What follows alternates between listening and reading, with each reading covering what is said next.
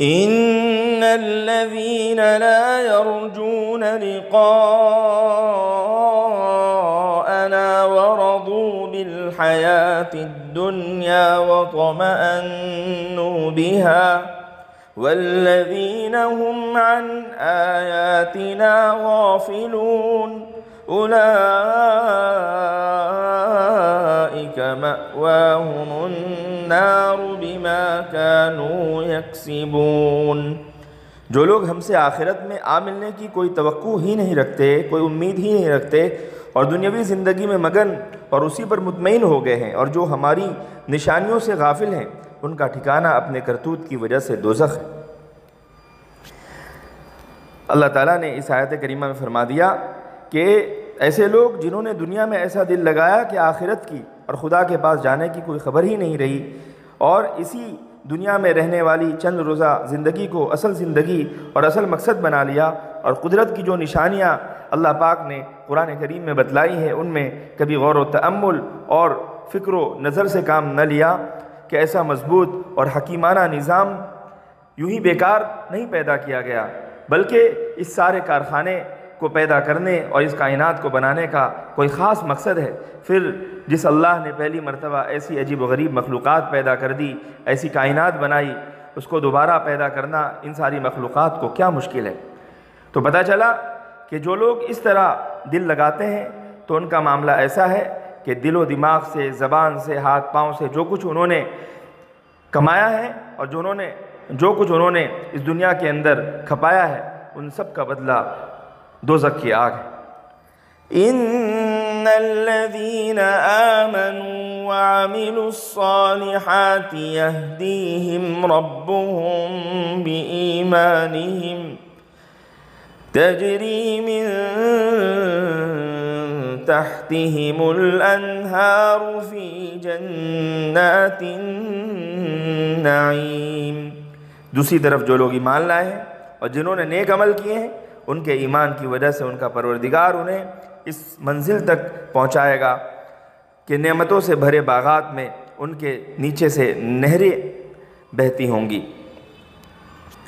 اللہ تعالیٰ نے نیک لوگوں کے بارے میں فرمایا کہ ایمان کی بدولت اور اس کی روشنی میں حق تعالیٰ مومنین کو مقصد اصلی یعنی جنت تک پہنچائے گا، اور یہ ان کا انعام ہوگا۔ دعواہم فیہا سبحانک اللہم وتحیتہم فیہا سلام وآخر دعواہم ان الحمد للہ رب العالمین۔ اس میں داخلے کے وقت ان کی پکار یہ ہوگی کہ یا اللہ تیری ذات ہر عیب سے پاک ہے، اور ایک دوسرے کے خیر مقدم کے لیے جو لفظ بولیں گے وہ سلام ہوگا، اور ان کی آخری پکار یہ ہوگی کہ تمام تعریف اللہ تعالیٰ کے لیے ہے جو سارے جہانوں کا پروردگار ہے۔ اس آیت کریمہ میں جنت والوں کی دعا بتلائی گئی ہے۔ جتنی نعمتیں اللہ تعالیٰ کی اور اللہ تعالیٰ کے فضل و احسان کو دیکھ کر جنتی کہیں گے کہ سبحان اللہ سبحان اللہ، اور جب خدا سے کچھ مانگنے کی خواہش ہوگی، مثلاً کچھ دیکھا اور دیکھنے کے بعد اس کو حاصل کرنے کی رغبت ہو گئی تو کہیں گے سبحانک اللہم۔ اتنا سنتے ہی فرشتے وہ چیز فوراً حاصل کر دیں گے۔ گویا یہ ایک ہی لفظ ہے جو تمام دعاؤں کے قائم مقام ہوگا۔ دنیا میں بھی بڑے آدمیوں کے یہاں یہی دستور ہے کہ مہمان اگر کسی چیز کو پسند کر کے صرف اس کی تعریف بھی کر دے تو غیور جو میزبان ہوتا ہے وہ کوشش کرتا ہے کہ وہ چیز جس کی تعریف کی گئی ہے مہمان کے لیے حاضر کر دے۔ پتہ چلا کہ جب غیور مہمانوں کا دنیاوی زندگی میں یہ حال ہے تو اللہ تعالیٰ تو بڑا غیور ہے، ساری کائنات کو پیدا کرنے پر قادر ہے، اور وہ کیا نہیں دے سکتا۔ اس لیے جب بھی کوئی بندہ جنت میں کسی چیز کی رغبت کرے گا اور سبحانک اللہم کہے گا تو اس کی مراد پوری کی جائے گی، اور اس کے لیے فرشتے وہ فوراً حاضر کر دیں گے جو وہ چاہتے ہوں گے۔ اور جنتی ملاقات کے وقت ایک دوسرے کو سلام کریں گے جیسے دنیا میں مسلمانوں کا دستور ہے۔ نیز فرشتوں کا جنتیوں کو سلام کرنا بلکہ خود خداوند رب العزت کی طرف سے تحفہ سلام کا آنا یہ خود قرآن پاک کے اندر موجود ہے، سلام قولا من رب الرحیم۔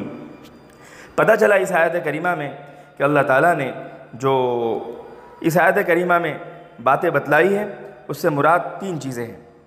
اہل جنت کو ساری نعمتیں ملے گی اور لمحہ لمحہ ان کی ہر خواہش پوری کی جائے گی، لیکن ان کی جو آپس میں گفتگو ہوگی اس کا انداز کیا ہوگا اور وہ شکریہ کس طرح ادا کریں گے۔ تو اسی سلسلے میں 3 باتیں اللہ تعالیٰ نے اس آیت کریمہ میں ذکر فرمائی ہے۔ پہلی بات جو ذکر فرمائی وہ ہے سبحانک اللہم، یہ ان کی دعا ہوگی۔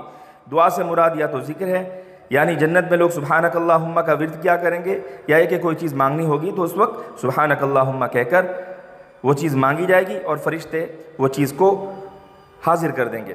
دوسرا یہ کہ جنت میں ملاقات کا جو کلمہ ہوگا وہ سلام ہوگا، ایک دوسرے سے جب بھی ملیں گے السلام علیکم یا سلام علیکم کہیں گے، جیسا کہ آیت کریمہ سے سمجھ میں آتا ہے۔ پھر اللہ تعالیٰ کی طرف سے بھی اہل جنت کو سلام پہنچایا جائے گا اور فرشتے بھی اہل جنت کو سلام کیا کریں گے۔